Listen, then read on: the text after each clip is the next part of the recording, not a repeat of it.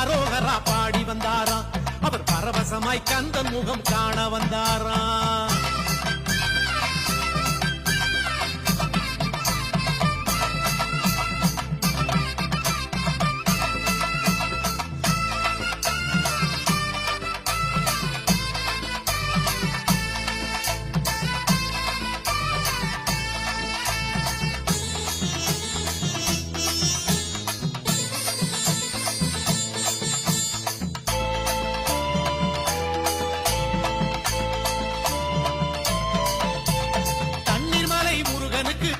பாட்டு பாடிக்கிட்டு